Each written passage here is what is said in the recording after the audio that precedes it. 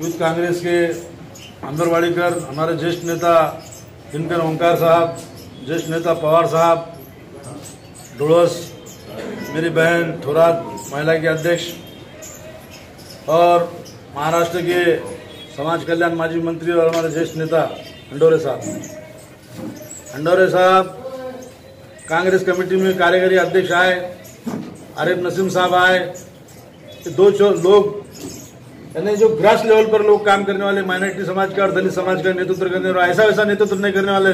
मैं कांग्रेस का प्रेसिडेंट था, साहब मंत्री थे, हमारा दौरा भुसावल, जलगांव हम साथ किए, मगर ऐसा समाज कल्याण मंत्री में 89 का आमदार की लड़ा साहब दिनकर ओंकार हमारा नेता था, जिला कांग्रेस का जिला अध्यक्ष था 89 के। मगर समाज कल्याण मंत्री में 42 साल वो कांग्रेस में प्रकाश भगोमाला में समाज कल्याण मंत्री ऐसा देखा जिसने डबल बजट किया, जिसने समाज को सामने रखते हुए तालुका, जिला और मराठवाड़ा या जो तो कोई समाज कल्याण मंत्री ने आज तक इतना काम करा, डबल बजट करने वाला, डेयरी से काम करने वाला, डेयरी से बात करने वाला और अपने समाज को नहीं भूलते हुए काम करने वाला वो हंडोरे साहब मैंने देखा है। उसके साथ ही साथ माइनॉरिटी समाज का आदमी गया, दलित समाज से अलावा दूसरा समाज का भी आदमी गया, बहुजन समाज का आदमी गया, काम करने वाला आदमी। ऐसे आदमी को कार्यकारी अध्यक्ष मिला है आरिफ नसीम खान। और तुम्हारे को हमें महाराष्ट्र में हम ऐसा समझ रहे हैं कि दलित समाज जो हमारे से दूर गया है, मुस्लिम समाज जो हमसे दूर गया है, ये दो लोग इसको जुड़ाएंगे, कांग्रेस के लोगों को जुड़ाएंगे और कांग्रेस के जो महाराष्ट्र के अध्यक्ष है उनका हाथ मजबूत करेंगे। ये आज तुम्हारी सदिच्छा बैठ है, जिसका आने वाले समय में कोई अवेयरनेस करके हमारे उस्मानी साहब और हमारे बड़ा प्रोग्राम लेंगे। तो छोटे प्रोग्राम के लायक नहीं है, बहुत बड़े प्रोग्राम के लायक है। मैं ऐसा समझने वाला कार्यकर्ता हूँ। इतना ही बोलते मेरा भाषण खत्म करता हूँ। जय हिंद, जय महाराष्ट्र। काँग्रेसचे ज्येष्ठ नेते प्रकाश भाऊ हे आपल्याला 2 शब्द सांगतील। या कार्यक्रमाचे अध्यक्ष, शहर काँग्रेस कमिटीचे अध्यक्ष उस्मानीजी, ज्यांचा सत्कार करतोय ते राज्याचे सर्व समाजाचे नेते, एक चांगला महाराष्ट्रातला सगळ्या समाजाला घेऊन चालणारा एक कार्यकर्त्याहून निर्माण झालेला आमच्या हंडोरे साहेब आहे। हंडोरे साहेब सामान्य लोकात मिसळतात, कार्यकर्त्याला घेऊन चालण्याची त्यांची एक शैली आहे। छोट्या कार्यकर्त्यात आजकाल कार्यकर्ते मोठे नेते जात नाही। आम्ही अनेक 50 वर्षाच्या राजकीय कारकिर्दीत पाहिलं आहे, परंतु तरुणांना सगळ्यांना बरोबर घेऊन जाणारे हे हंडोरे साहेब होते। कधीही सत्तेची लालच न करणारा एक नेता हा महाराष्ट्रातला आहे। अनेक वेळी अनेक अडचणीला त्यांना तोंड द्यावं लागलं, महापौर झाले, माझ्याबरोबर प्रदेश काँग्रेसचे जनरल सेक्रेटरी होते, मंत्री झाले, पण मंत्रीपद करताना, मंत्री सांभाळताना खालच्या कार्यकर्त्याला न विसरणारा आमचे आहे। कधीही असो असा एक नेता, फार उशिरा आज मी बोलणार नाही, परंतु काही अनेक नेते मी पाहिलेले आहेत राज्यात, जे सर्व समाजाला घेऊन चालणारा, दलित समाजातून वर आलेला नेता हंडोरेजी आहे। मंत्री असताना अनेकांचे कामं केले, अनेक तरुणांना उद्योगधंद्यात उभं केलं, कायदा बदलून त्या काळात गोरगरिबांना, सगळ्या समाजाला मदत केली, असा नेता हंडोरेजी। मी आपल्याला एवढं सांगेन, आज हंडोरेजींना मोठी जागा अजून मोठी जागा मिळायला पाहिजे होती, पण काही हो, निष्ठावान कार्यकर्त्यांना, जो पक्षाची एकनिष्ठ राहतो, त्यांना आज न उद्या संधी मिळते। एक जबाबदारीने त्यांच्यावर फार मोठी जबाबदारी आहे. मुंबई महापालिका आहे, महाराष्ट्राचं सगळ्या महापालिका नगरपालिका आहे. म्हणून मी सगळ्यांना एकच विनंती करतो की काँग्रेस कार्यकर्त्यांनी सगळं मतभेद विसरून आपली शहरात संघटना मजबूत केली पाहिजे. आज हंडोरे साहेबांच्या रूपानं एक कार्याध्यक्ष फार उशिरा मिळालं, त्यांना फार अगोदर मिळायला पाहिजे होतं. मी जाणतोय त्यांच्या कामाची कशा पद्धतीने ते काम करतात, तर तरी उशिराही मिळालं पण न्याय मिळालं. आणि हंडोरे साहेब ही भूमी नेते मुगदिया साहेब, शहर अध्यक्ष उस्मानिया भैया, माजी शहर अध्यक्ष पटेल साहेब, पृथ्वीराज पवार साहेब, सिरसाट भैया, महिला अध्यक्षा पवारताई आणि सगळ्या बंधूंनो आणि भगिनींनो, साहेब प्रथमतः आपलं नेतृत्व आणि गुणगौरव मी पेपरमध्ये वाचून आणि ऐकून होते की सर्व तळागाळातील लोकांना न्याय देणारा समाज कल्याण मंत्री म्हणून एवढंच मी माझ्या वाचनात आणि ऐकण्यात होतं. आणि आता प्रत्यक्ष काम करण्याची संधी आली. साहेब, महापालिकेच्या दृष्टीने मी वार्डात माझी आत्ताच नियुक्ती झाली, 2-2.5 महिने झाले आणि वार्डात 7-8 वार्डात माझ्या नियुक्त्या झालेल्या आहेत.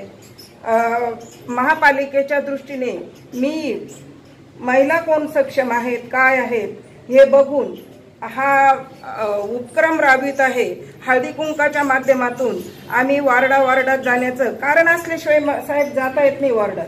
मी या माध्यमातून महिलांपर्यंत पोहोचण्याचा प्रयत्न करीत आहे आणि आता आपलं मार्गदर्शन राहील, त्यामुळे आम्हाला आता टेन्शन राहणार नाही. आपण तळागाळातील आणि पूर्वीपासून ओळखणाऱ्या कार्यकर्त्यांना न्याय देऊ एवढंच मी आणि महिलांना प्राधान्याने न्याय देऊ एवढंच मी या वेळी बोलते आणि माझे 2 शब्द संपवते. साहेब, आपल्या आगमनाने मला फार आनंद झाला. एअरपोर्टला गेलो पण आजच पहिल्यांदा असं झालं की विमान लवकर आलं आम्ही पोहोचलो आणि तुम्ही इकडे आला.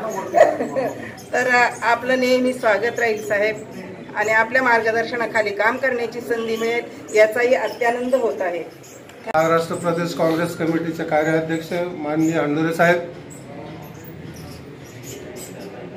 आमचे जुने सहकारी मित्र प्रकाशजी मुगदिया, पृथ्वीराज भैया, जुने सहकारी मित्र इब्राहिमजी पठाण, या शहराचे अध्यक्ष हशीमजी उस्मानी साहेब, सूत्रसंचालन करणारे संतोष भिंगारे आणि आता ज्या भगिनी बोलल्या त्या सर्व बंधू आणि भगिनींनो, आजचा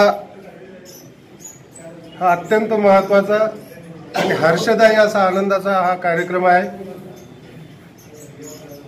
त्याचबरोबर अत्यंत गांभीर्यपूर्वक अशा जिम्मेदारीचा देखील हा कार्यक्रम आहे. मित्रहो, या ठिकाणी जास्त भाषण वगैरे करण्याची आवश्यकता मला वाटत नाही. हंडोरे साहेबांच्या अनुषंगानं त्यांचं व्यक्तिमत्व, त्यांची राजकीय कारकीर्द, सामाजिक कारकीर्द या संबंधानं आपण सर्वजण आपण परिचित आहात. परंतु या प्रसंगाच्या निमित्तानं फक्त 2च गोष्टी महत्वाच्या सांगाव्याशा वाटतात. त्या अशा की फक्त सत्तांतर करणं, आमच्या दृष्टीने जर विचार केला तर सत्तांतर करणं एवढाच आमचा उद्देश नाही. तर ज्या सत्ताधारी पक्षानं मनुवादी विचारसरणीच्या लोकांनी गल्लीपासून तर दिल्लीपर्यंत आज संपूर्ण देश गुलाम करण्याच्या प्रक्रियेमध्ये नेऊन लोटलेला आहे, नव्हे बहुतांश पद्धतीनं तो आज गुलाम करण्याच्या दिशेनं वाटचाल करतो. या 135 वर्ष वय असलेल्या काँग्रेसनं या देशामध्ये राज्य करत असताना ज्या पद्धतीने या देशाचा विकास केला आणि जे काही संस्थानं उभी केली, ज्या काही प्रॉपर्टीज उभ्या केल्या, या सर्व प्रॉपर्टीज आज केंद्रामध्ये असलेलं सरकार विक्री करू पाहतं, नव्हे अनेक विक्री केलेल्या आहेत. आणि ह्या जर सरकारच्या प्रॉपर्टीज असतील तर याचा कुठं ना कुठं तरी संविधानाशी संबंध येतो, परंतु त्याला कुठेही न जुमानता या सरकारनं ते सारं विक्री काढलेलं आहे. आणि पुन्हा उलटा चोर कोतवाल कुडाटे या पद्धतीने विचारतात की काँग्रेसनं काय केलं. ती तुमची आमची सर्वांची नैतिक जबाबदारी आहे की काँग्रेसनं 135 वर्षाच्या काळात काय केलं. इथून पुढे आपल्याला हे सांगणं आवश्यक आहे. कारण एक स्वातंत्र्याची लढाई महात्मा गांधीच्या नेतृत्वात आपण लढलो. आपण म्हणजे आपले पूर्वज लढले आणि त्यांनी इंग्रजांच्या पारतंत्र्यातून आपल्याला या देशाला स्वातंत्र्य मिळवून दिलं. ती एक स्वातंत्र्याची लढाई झाली मित्रहो. पण आज दुसरी स्वातंत्र्याची लढाई लढण्याची वेळ आलेली आहे. कारण देश आज गुलाम होतोय. साहित्यिकाला, विचारवंतांना व्यक्त करण्याची मुभा आहे, अभिव्यक्ती स्वातंत्र्य रसातळा. हमारे सबके नेते और इस महाराष्ट्र के ही नहीं देश के अल्पसंख्यक, दलित और गौर गरीब तबके के एक हमदर्द और हमारे नेते श्री चंद्रकांत हंडोरे जी हमारे बीच मौजूद, प्रदेश के माजी उपाध्यक्ष प्रकाश मुखिया जी, उसी तरीके से हमारे ज्येष्ठ नेते शहर के माजी अध्यक्ष इब्राहिम पठान जी, महिला कांग्रेस की अध्यक्षा सीमाताई थोरात जी, पवार जी, ओमकार जी,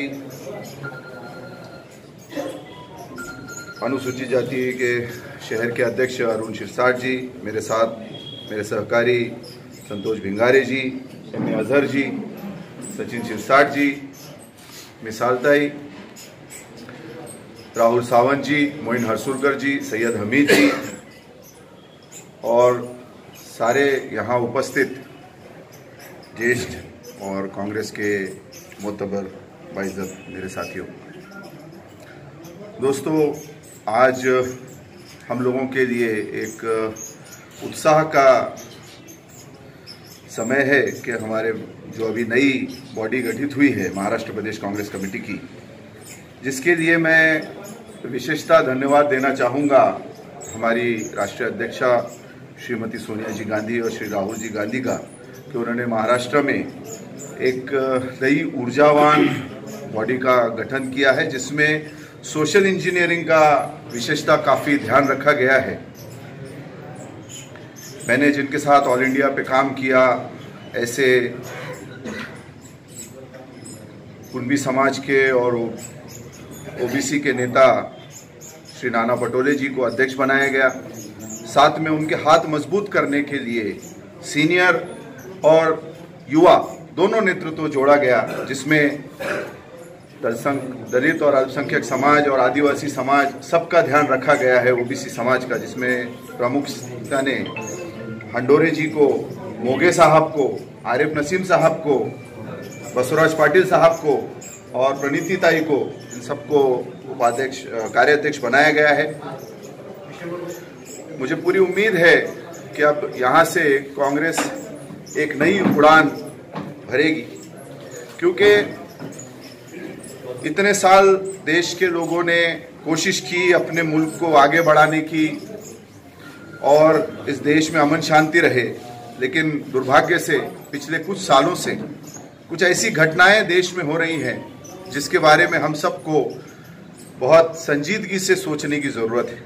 हम सब जो आज इस हॉल में बैठे हैं, ये एक एक व्यक्ति नहीं, मुझे लगता है ये एक एक व्यक्ति 100 व्यक्ति के बराबर है, क्योंकि हम सब समाज के एक मोतबर लोग हैं. हम सबको समाज में जाके ये समझाना है कि इस देश को अगर टिकाए रखना है तो इस देश के संविधान को बचाना ज़रूरी है. बाबा साहेब अम्बेडकर जी ने जो इस देश को संविधान दिया है, वो एक अनमोल चीज़ है, जिसको अगर हर भारतीय अपने जीवन में जप के रखे तो आने वाली पीढ़ियों के लिए भी हम एक अच्छा सुनहरा भारत दे सकेंगे. मनुवादी शक्तियों का इस देश पे जो आक्रमण हुआ है, उस आक्रमण को रोकने के लिए, जैसे अभी ओमकार जी ने कहा, हम सबको मिलकर लड़ना चाहिए. और एक विशेष एक बात और है कि जो मुखिया साहब ने अपने भाषण में कहा कि मराठवाड़ा पर बाबा साहेब अम्बेडकर का एक बहुत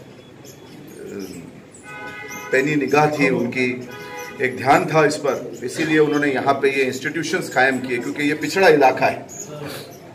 मुझे पूरी उम्मीद है कि अभी नई टीम के साथ हंडोरी जी के आने से, आरिफ नसीम जी से आने से, मोगे साहब के आने से हमारी कांग्रेस को यहाँ पे एक नई ऊर्जा मिलेगी।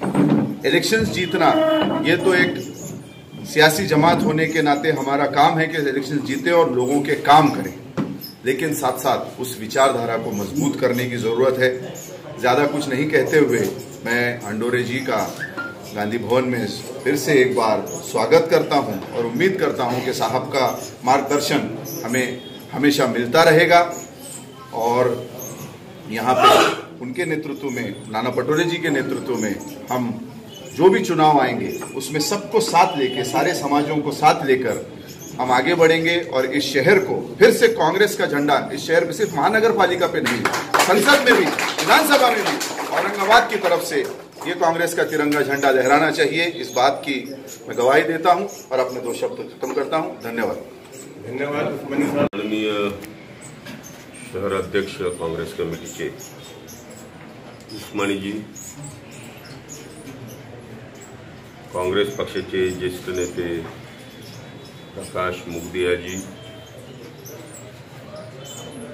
नाशिकचे माजी महापौर आणि भीमशक्ती या सामाजिक संघटनेचे कार्याध्यक्ष अशोक भाऊ दिवे,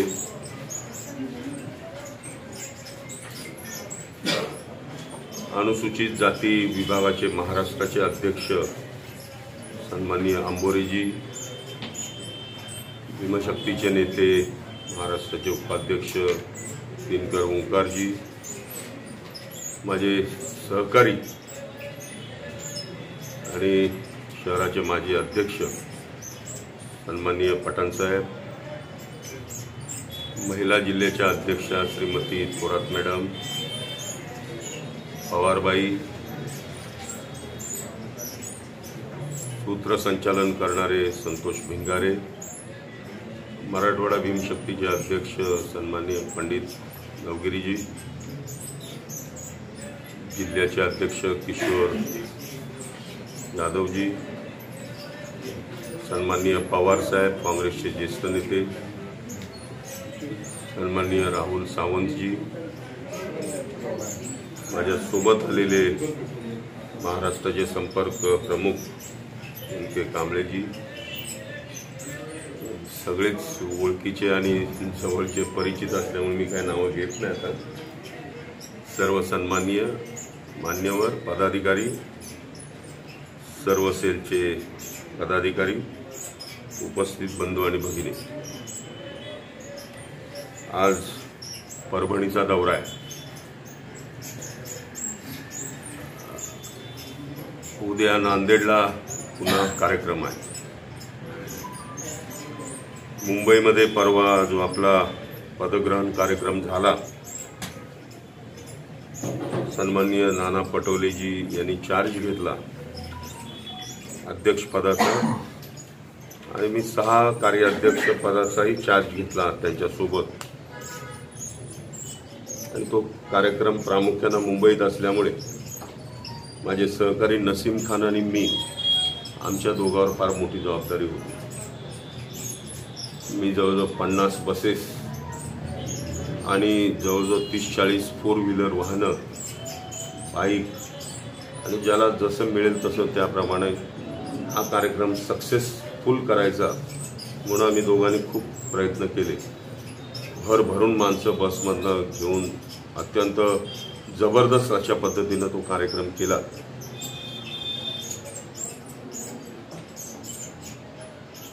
त्या कार्यक्रमामध्ये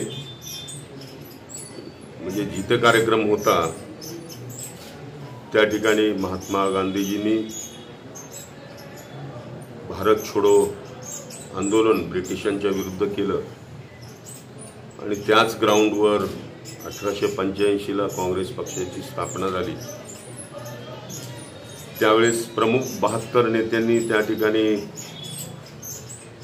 काँग्रेस चले जाओचा नारा दिला आणि परवाच्या दिवशी 72 प्रमुख काँग्रेस पक्षाच्या नेत्यांनी त्या ठिकाणी बसून एक ठराव मंजूर केला, मोदी चले जाओ।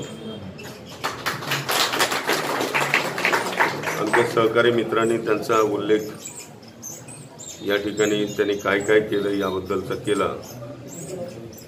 सर्व प्रॉपर्टीज विकण्याचं काम सुरू झालंय. रेल्वेपासून ती सुरुवात झाली. अनेक प्रॉपर्टीज, रिफायनरीज या विकण्याचं षडयंत्र सुरू झालेलं आहे. गेले 2 महिने शेतकरी दिल्लीच्या बॉर्डरवर उपोषण करतायत, धरणं धरतायत. 200च्या वर शेतकरी त्या ठिकाणी मृत्यू पावले. शेतकऱ्यांच्या विरुद्ध जे कायदे झालेले आहेत ते मागे घ्यावे म्हणून ते आंदोलन सुरू आहे. दुसऱ्या बाजूनं कामगारांच्या विरुद्ध सुद्धा कायदे करण्यात आले. देशातल्या कामगार संघटनांनी सुद्धा त्याला विरोध केलेला आहे. जातीच्या आणि धर्माच्या नावाखाली भारतीय जनता पार्टी या देशाचं तुकडं करू पाहतायत.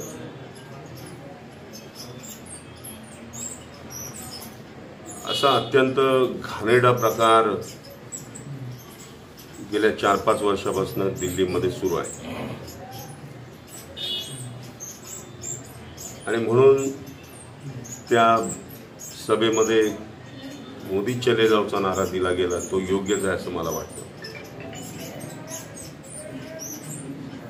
औरंगाबाद शहरामध्ये प्रामुख्यानं दलित समुदाय मोठ्या प्रमाणात आहे, मुस्लिम समाज मोठ्या प्रमाणात आहे, इतरही सगळे समाजाचे लोक या ठिकाणी आहेत.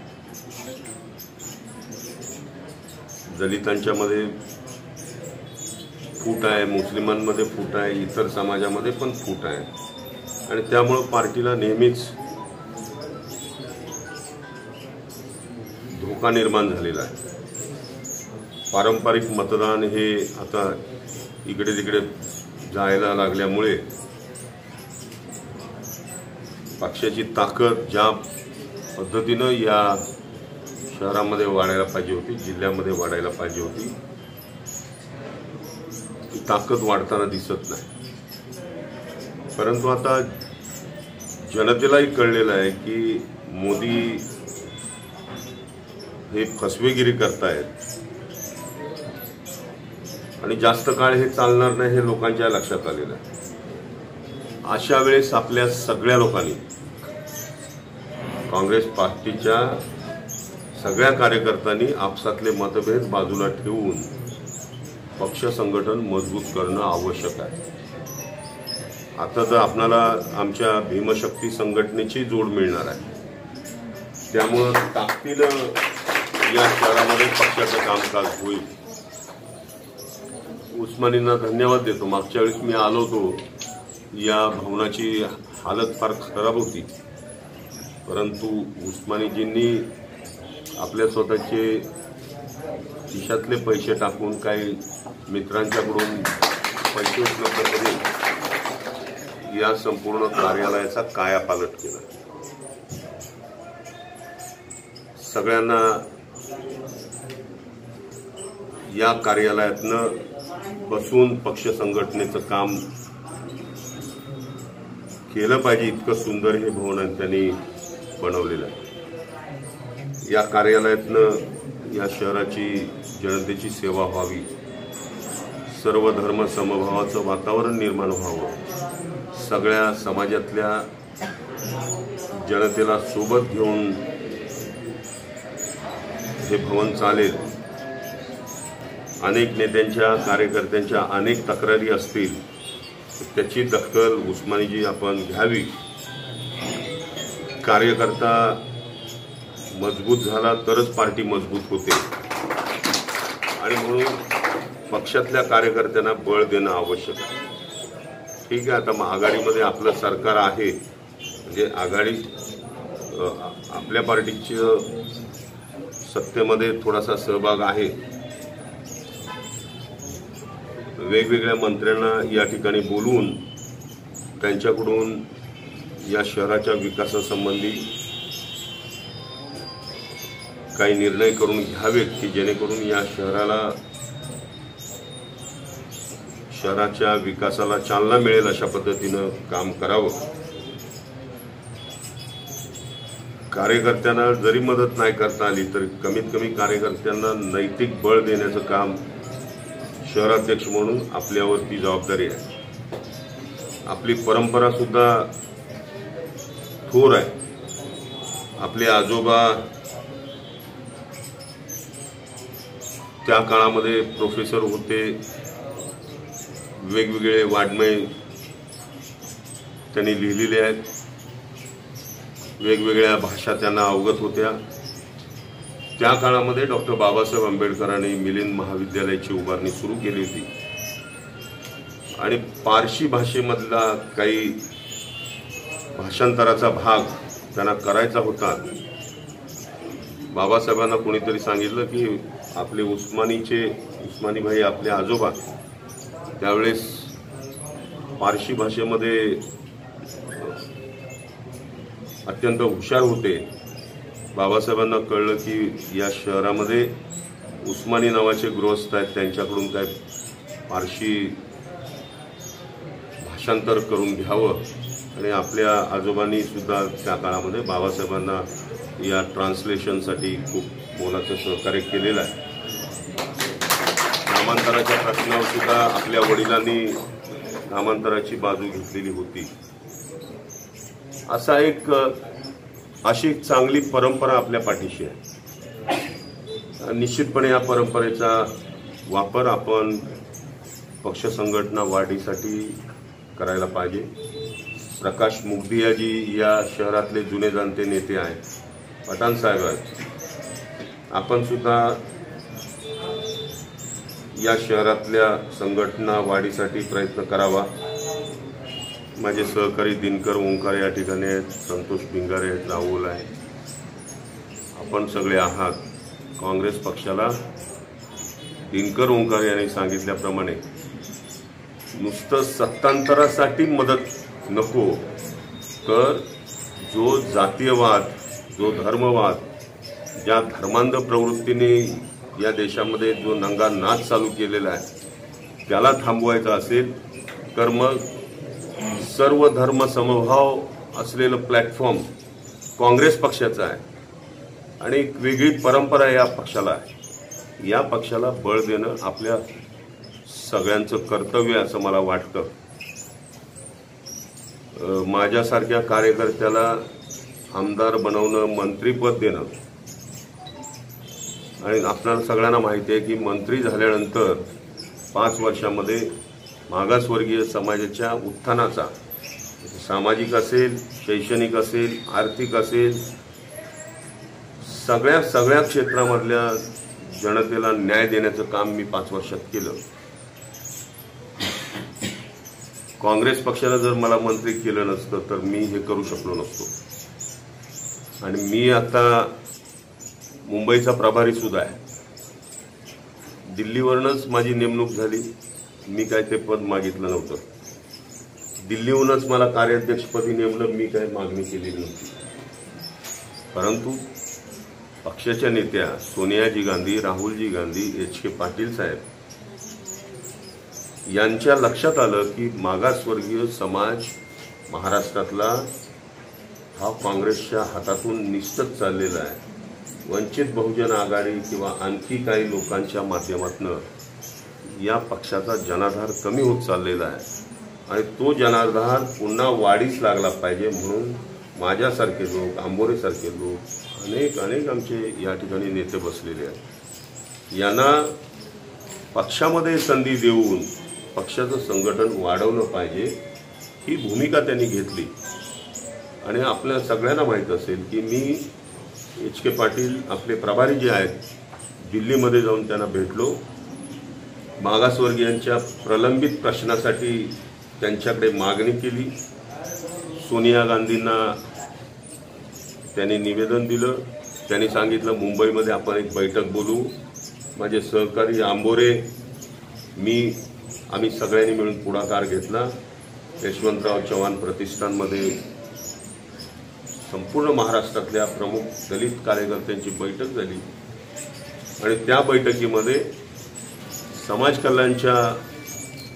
कल्याण विभागाचे जे काही प्रलंबित प्रश्न आहेत, निधी आहे, SC, ST, OBC यांचे अनेक प्रश्न आहेत, ते सोडविण्यासाठी आम्ही ठराव त्या ठिकाणी पारित केले, दिल्लीला पाठवले. सोनिया गांधींनी तात्काळ मुख्यमंत्र्यांना पत्र दिलं आणि सांगितलं कुठल्याही परिस्थितीमध्ये समाज कल्याणचा निधी जो आहे तो त्याच डिपार्टमेंटमध्ये राहायला पाहिजे, तो कुठेही वळवला जाऊ नये किंवा लॅप्स करू नये म्हणून त्याच्यावर कायदा झाला पाहिजे आणि जे चुकारे अधिकारी असतील त्यांना दोषी ठरवून त्यांच्यावर कारवाई करण्यात यावी, त्यांना दंडित करण्यात यावं, त्यांना जेलमध्ये पाठवावं आणि हा कायदा लवकरात लवकर आणावा अशा पद्धतीचं माननीय सोनियाजी गांधींनी मुख्यमंत्र्यांना पत्र दिलं.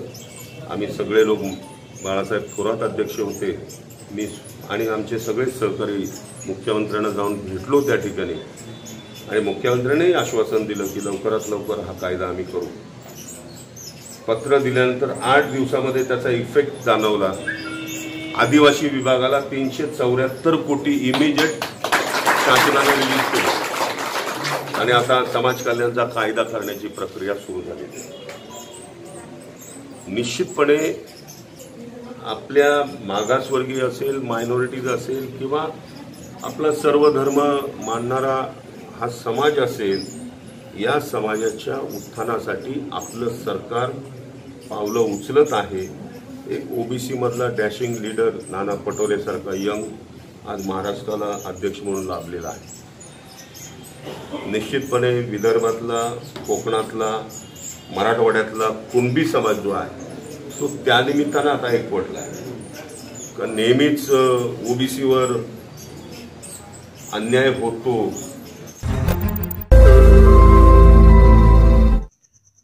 रोज नई खबरों को देखने के लिए हमारे औरंगाबाद समाचार चैनल को सब्सक्राइब कीजिए और नोटिफिकेशन पाने के लिए हमारे बेल आइकन को दबाइए ताकि हर खबर की नोटिफिकेशन आपको मिलती रहे.